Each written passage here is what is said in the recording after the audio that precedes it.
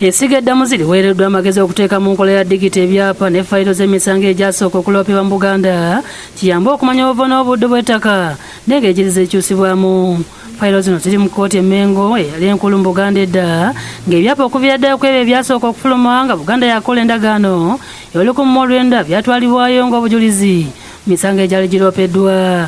Mu bimu ku byapa ebyazuuliddwa mwe muli ebyali eby'abakungu ba Buganda okuli omukungu Stanslas Mugwanya ne Apollo Kaggwa bateeka omukono ku ndagaano y'Olukumi era basooka okufuna ebyapa nga byonna bikyali mu kkooti Mengo. Ebyapa bino bikadde nnyo olw'embeera embi gyebibadde biterekebwamu nga singa biteekebwa mu ngeri eya digito bijja kusobola okweyambisibwa kubanga biraga engeri ettaka mu Buganda gye tezeekyusibwamu okuva mu bantu ab'enjawulo. Ebyapa ebimu bisaana kuteekebwa mu kifo gye walagira ebyafaayo by'eggwanga kiyite museum kubanga byadda nnyo era tewaliwo osobola kubisanga wadde mu ofiisi z'ebyettaka. They are very important records of the judiciary because they have a lot of history in connection to the colonial period.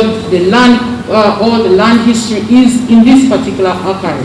I've taken digital copies in case they get lost. But the physical copies, I'm going to hand them over. There are 10 land titles, but they are all historical documents.